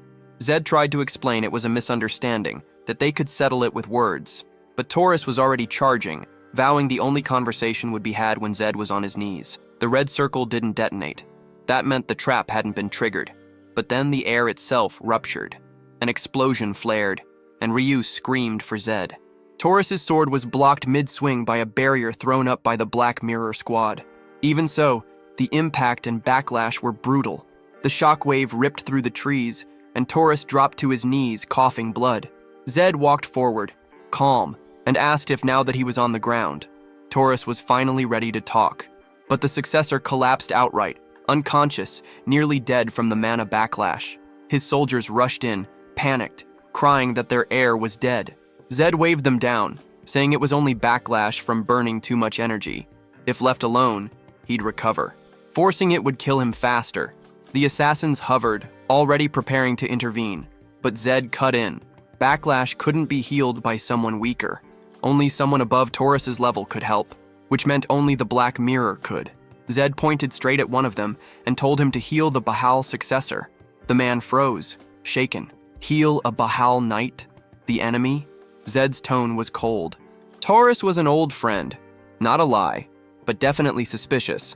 The man flat out refused. He said it was impossible for the two of them to be friends. Zed reminded the mage that mages were supposed to be intelligent. Did the man really believe that killing an Arohan wouldn't ignite a full-scale war? Did he think that would accomplish anything useful? But the masked figure answered coldly that the death of the successors would actually benefit the Arohans. Zed didn't buy it for a second. He knew better. In the future, the demons would invade, and when that time came, everyone would be needed to stand a chance. His patience snapped. In one motion, he pressed his own sword to his throat. If the masked man didn't heal Taurus, he'd slit his own neck, and that meant the mission to protect him would fail. The mage stiffened, saying he couldn't act against orders. If he interfered, their lord would be furious. Zed said he didn't care.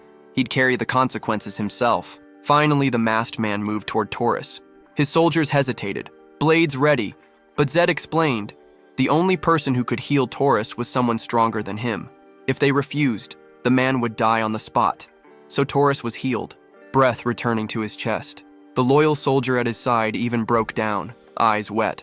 And just like that, the Black Mirror squad vanished into thin air, leaving behind a single letter. Sometime later, outside the village of Inumaya, Zed stood before a tent, staring at the new card. Number 9, Abandonment, or survival, meaning simple enough, they were on their own.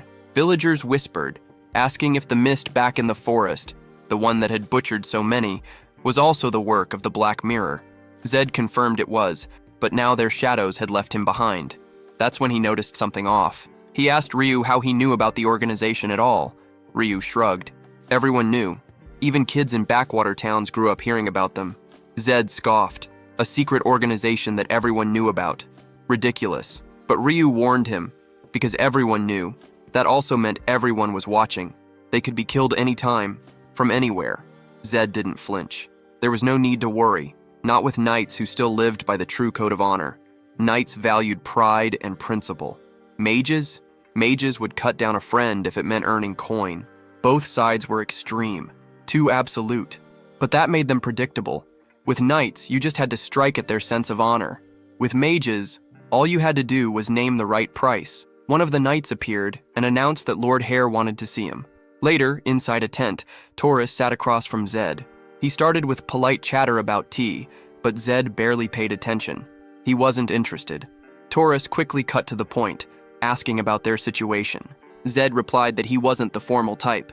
They were both young, so they could keep things casual. Taurus asked his age, and Zed said, "In this body, 15. Another suspicious slip. He just admitted reincarnation outright like it was nothing. Off to the side, Ryu scribbled notes, amused that the two of them were warming up to each other. Taurus eventually admitted that whether he wanted to or not, he owed Zed thanks. His life had been saved because of him. Zed knew exactly what that meant. Taurus was a knight bound by pride and honor, and after playing as him for 10 years, Zed understood him better than anyone. A man like Taurus would never harm someone who saved him. But Taurus finally pushed past the small talk. He demanded clarity about the accusations, the murders of the townsfolk and prison guards pinned on Zed. Zed didn't hesitate. He explained everything that had happened. When he finished, Taurus admitted that if Zed's story was true, then defending himself had been justified. The real question was whether it was true or not. Zed countered. If it had been a lie, he could have just let Taurus die. That would have been the easy escape. Surprisingly, Taurus accepted that logic. It was enough for him. He dropped a sack on the table, a gift. Powdered manar. Zed dismissed it. If that was supposed to be an apology, it was the wrong approach. What he wanted was help finding Ryu's missing brother, Ryusei Umber. Taurus frowned, saying it didn't make sense. That kind of mission wouldn't benefit him as a mage. Zed didn't care. It was a promise he had made to his friend. The next morning, Zed was at it again, bright and early, hammering out push-ups, relentless as always. Zed's drive was infectious, enough to make even an onlooker feel the urge to push harder. Ryu, though, was lost, still trying to figure out why Zed had asked for that favor instead of demanding something greater for himself. Off to the side, Taurus observed silently, watching every rep, every movement. There was something unusual about this kid. No Hafellas here, no old characters to blame. Just this boy, standing out. And yet, it felt strange. Taurus's gaze lingered on Zed's training. For a mage without mana, grinding through physical training was unheard of. Mages always called it barbaric, a waste of time. But this one pushed his body relentlessly. To Taurus, it was like looking at a knight without a sword. Useless on paper, yet refusing to bend. What struck him most wasn't the weakness, but the refusal to quit. He caught himself wondering, if he were in a situation that hopeless, would he have the same grit to keep his dignity intact? Right there, Taurus realized he was staring at someone who felt more like a knight than any knight he had ever met. He swore to himself then that he would stand beside this boy as a friend. Later, Taurus ordered a heavy steak feast, the kind of meal that would restore anyone's strength. While he treated Zed and Ryu warmly, the rest of the knights stood at a distance, watching with narrowed eyes. They didn't like it one bit. Taurus commanded them to sit, and Zed watched carefully. As expected, Taurus kept his word, a man of honor through and through. Ryu still hesitated, asking quietly if they should really eat. Zed told him straight. He didn't understand knights at all. Just eat and give thanks. They dug in, but Zed knew better. Nothing this good came without a price. A meal this expensive wasn't generosity. It was an unspoken deal. Then the tension cracked. One knight stood abruptly, saying he felt uncomfortable with the situation and was leaving. Others followed, one after another, until only 3 remained at the table. Taurus apologized, but Zed brushed it off. Better not to punish them. Nothing useful would come of that. Still, Taurus found it odd, this boy asking not to punish men who insulted him constantly. Zed explained coldly. They had grown up seeing mages as enemies. Expecting them to suddenly share a table with one was foolish. Taurus admitted that maybe it was true. Maybe he'd been wrong to even invite them in the first place. But Zed cut through that hesitation, pointing out that Taurus must have had something more important in mind. Otherwise, he wouldn't have called them there. Taurus explained his plan. They were preparing to leave soon, but he wanted to delay the march for a single day. Just one day, long enough to show the others that Zed was not some arrogant outcast, but a young man with honor. One day would be enough. Zed asked if he was fine with that. Hours later, the southern border stretched before them near the wall of Inumaya. A creature was split in half, its body collapsing as one of the knights cheered. Taurus praised their efforts and ordered them to press forward. Zed walked in the middle of it all, confused why he was even being dragged into missions like this. This unit was elite, the kind that handled threats most people never lived to talk about. Every mission ended the same, either with celebrations for those who survived, or grief for those who didn't. To him, Taurus's intention was obvious. By forcing Zed into the line, he hoped the group would begin to respect him. It was emotional, naive even, but it matched the mindset of a 17-year-old still clinging to ideals. The march halted when they came across strange markings. A massive crater split the ground, and Taurus asked if anyone knew what had caused it. A knight beside him guessed it must have been an unclassified beast. Protocol dictated retreat and proper documentation. Taurus hesitated, but called retreat overkill. They weren't even in Danger Zone 1 yet. If it was new, it had to be low level. Others pushed back, arguing that even a low-ranked unknown was unpredictable and deadly. Taurus leaned toward turning back until Zed stepped forward. He identified the traces immediately. Bacillus, a mid-tier monster, dangerous but manageable with 25 knights and Taurus himself as a sixth-circle fighter. Suspicion flooded the group. They asked if Zed was lying. The soldiers spat distrust, repeating the same contempt for mages. Zed snapped back, saying Arahan mages carried a broader bestiary than any knight. They weren't insulting him, they were underestimating someone above their league. He reminded them that speaking so rudely to an Arahan heir was stepping over the line. The knights bristled, muttering more insults, but Taurus cut the noise with a sharp order for silence. He turned to Zed, apologizing, admitting he'd hoped things would go more smoothly. And then the Bacillus burst out from behind the squad, its massive body breaking through the trees.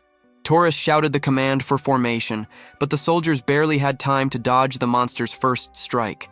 Taurus checked if Zed was holding up, but the boy snapped back that he should focus on the fight. He almost got his head taken off by another beast. That's when the truth hit them. It wasn't one Bacillus, it was two. Taurus lit his aura, and in that instant he almost looked like Vlad from Stellar Swordsman, a Vlad dragged out of another world. Around him, the knights flared their aura and charged the monsters head-on. In this twisted world, it was mages who rushed close while knights launched ranged aura slashes. Explosions filled the field, but none of them left so much as a scratch on the Bacillus hide. Even Taurus faltered, shocked that their power wasn't piercing through. The monster's tail rose, spikes gleaming, and Zed barked at them to get down.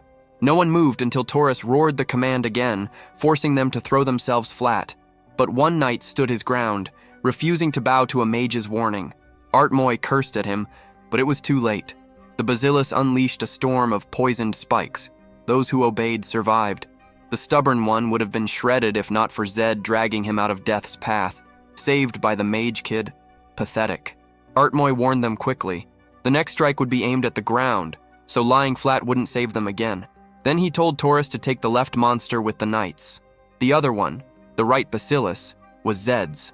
Taurus hesitated, but Zed demanded a clear answer. Yes or no.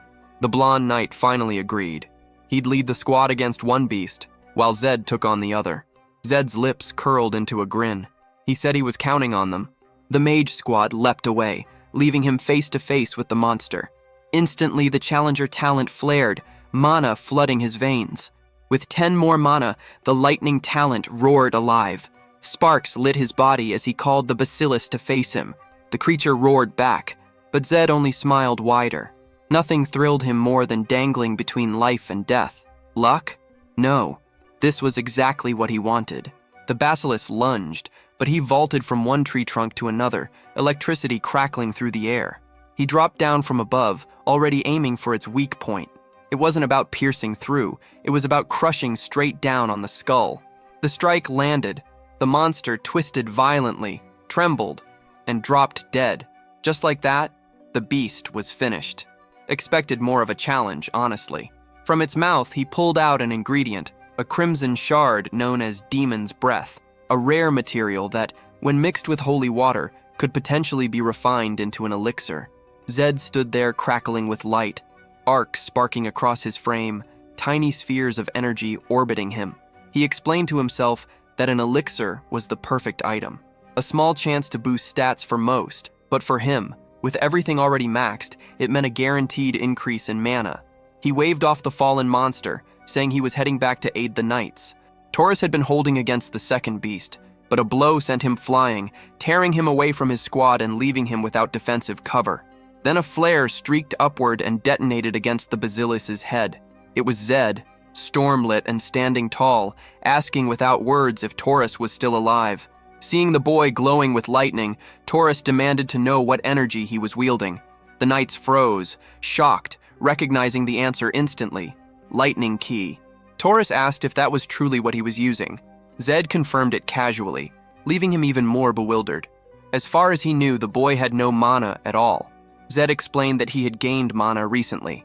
The claim made the knight stumble in disbelief. In this world, mana wasn't something acquired. It was something you were born with. A baby might lack full circles, but the seed of mana was always there. If Zed had been born with nothing, then it should have been impossible to ever gain it. It was like someone born with 9 fingers suddenly growing a 10th. At the very least, it was unnatural. While Taurus wrestled with the thought, Zed asked to keep the item. Taurus agreed. The kill was his, the reward belonged to him. Zed smiled wide. 2 rare drops in a single hunt. Pure luck. Later, the knights huddled together, murmuring in disbelief about how the boy had slain the creatures. First off, it made 0 sense. A kid with no mana channeling lightning. Second, he fought with fists instead of casting spells from afar. That's all anyone in town could talk about. Later, in some bar, the guy Zed had smashed into the asphalt showed up to thank him. Zed brushed it off, asked if he was hurt. The man admitted he was fine only because of him. Ryu immediately demanded to know what the hell Zed had done to suddenly get treated with respect like that. Zed didn't bother explaining, just muttered that at least now they'd get more help tracking down his brother. That's when Taurus called over to them. He praised Zed outright, saying he'd actually managed to shift the knights' opinions. Then he dropped the bad news. He had to return home. He knew damn well the family head would go ballistic once he learned everything that had happened.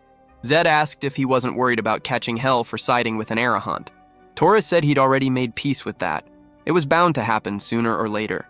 Besides, he planned to pass through Frinda anyway to help search for Ryu's brother. From a low glance at Ryu, the two of them almost looked like villains.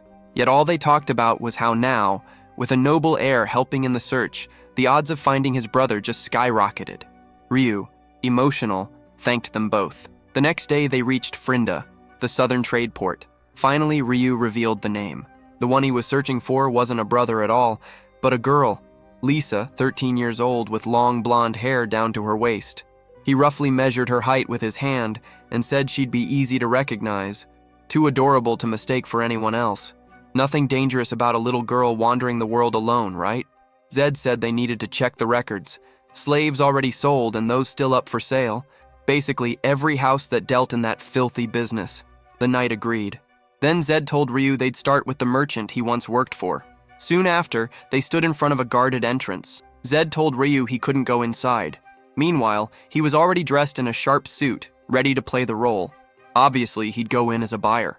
At the door, the guard, trying to act like a big shot, instantly bowed, saying it was an honor to receive someone so distinguished, without even knowing who the hell Zed actually was. The man asked if the boy was searching for something specific, and Zed demanded to know if this was Hamel's trading firm. The man corrected him coldly. This was a slave market. Suddenly he stood up, declaring that the kid clearly wasn't a noble and should leave while he still could. Zed found the claim strange, answering that he wasn't noble. The man scoffed, saying true nobles always referred to slaves as nothing more than products. Since Zed had asked about a trading firm, it exposed him as an outsider. Zed told him to cut the nonsense, but the man insisted he must have been sent by someone named Devio. That earned him a curse and a fist to the face.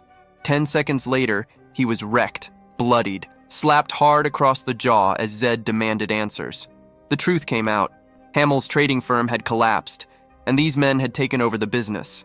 Zed pressed further, asking about Devio, and the man stammered that he was the biggest slave trader in the southern region, another name for Zed's growing list. He demanded to know where the rest of the people from this place were. The man asked if he meant the products, treating the captives like items. That got him another slap. Zed told him to repeat it, then slapped him again and again, each strike hammering in the lesson. People weren't products. Even trash like him should try to live with at least a shred of decency. The man broke, muttered apologies. Later, he dragged open the curtains, revealing the cages.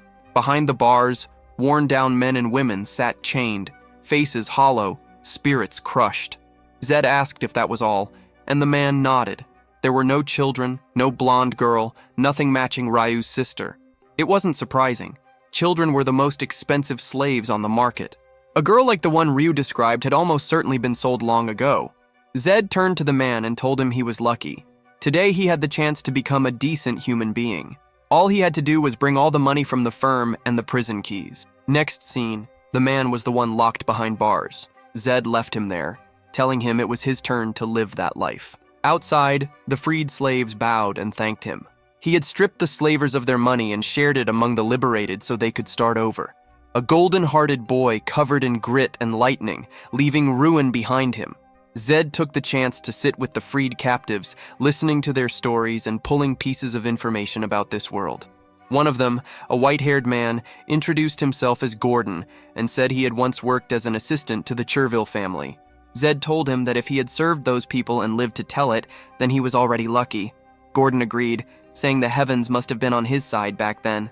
The Chervilles had been the most powerful blacksmithing family, the Empire's go-to during wars and crises for magical tools and weapons. But after betraying the Empire, every last one of them was executed. Their name erased, their techniques wiped away, their legacy buried. The Empire, in its arrogance, hadn't spared even a single descendant. And now, with the growing tide of magical beasts, the absence of their craft was bleeding the Empire dry. Gordon's hands, scarred and broken, told the rest of the story. Just past glory, nothing more. Zed admitted it was tragic, seeing such mastery vanish into history. Then Gordon leaned closer, promising to share a secret, a gift of gratitude only because Zed had saved him. Zed nodded. Even so, Gordon glanced around, cautious before leading him outside. There, he revealed the truth. The Cherville's heir, Lactove, still lived. His assistant had died in his place, letting him escape. He had changed his appearance, even scarred his own face, vanishing without recognition. If the plan had worked completely, he was probably hiding somewhere in Myers. For Zed, it was a valuable piece of intel, but also a complication. Someone hunted for treason wouldn't be easy to track down. Gordon only asked that Zed never bring harm to Lactove. Back inside, they ate. Ryu chewed half-heartedly, looking defeated. Zed pressed him, saying he couldn't lose hope just because his sister wasn't found in the first den they checked. Bigger fish were still out there. W.O., for example. The name alone made Gordon's face darken. He warned them to tread carefully. W.O. was leagues above the slavers they'd crushed. Zed, cocky, said he wasn't worried. He had a Bahal squad at his back. Gordon shook his head, insisting Zed had no idea. Devio's network stretched across the entire empire, and one rumor was louder than the rest. His most important client was none other than the Arahan family. Zed stayed silent. Underneath the disguise of his blue lens, no one in that room had any clue they were speaking directly to one. Zed already suspected the Black Mirror was buying slaves to forge into shadows for the Arahan family. The thought sat wrong with him. Why would the Arahans bother coming this far south just to buy bodies? Gordon had an answer, because the prices here were unbeatable. And if the Arahans scooped up all the prime slaves, the southern houses would be left crippled. Zed paused, then admitted it sounded exactly like something the Arahan clan would pull. The problem was clear. If the Black Mirror was protecting DeVito, any move against him without revealing his true identity could trigger open war between Bahal and Arahan. Ryu's voice cracked when he called for Zed, guilt written all over his face. His request was becoming a storm that would consume them both. Zed told him not to carry the weight. This wasn't just about his sister anymore. It was about cutting rot from the roots. Slave traders were going to be wiped out anyway, one by one, sooner or later. The next day, he stood before DeVito's domain, a slave market dressed up like an imperial palace fused with a church. Zed walked in like a noble, silent, cold. The air shifted. Everyone inside froze, startled by his presence. A brood at the front demanded to know what he thought he was doing. Zed only wanted one thing: DeVito's location. The guards warned him he had no idea where he was standing, that even young nobles could disappear in a place like this. Zed's hand brushed toward his eye, and his voice cut sharp. Arahan dogs always reeked of arrogance. Then the lens slipped, revealing the red glow beneath. In an instant, the room collapsed to its knees, men groveling, begging for mercy. At the back, he noticed another figure bowing low. The outfit gave it away. Black Mirror. Low rank, but presence confirmed. And then, from the second floor, a voice rolled out, amused. "An interesting visitor?" he called him. A man with a mustache descended, eyes locked on Zed. He asked why someone so esteemed had come here, casually noting he'd already heard how this boy had stormed the slave mart and destroyed it. Zed's gut tightened. That kind of composure meant one thing. The Arahan name wasn't enough to bend this man.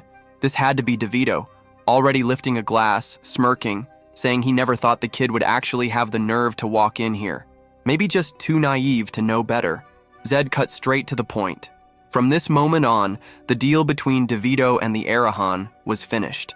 Every slave in that mansion would be taken, and it'd be easier if DeVito cooperated. DeVito exploded with laughter, unable to contain himself. The idea was hilarious, so absurd he had to apologize between chuckles.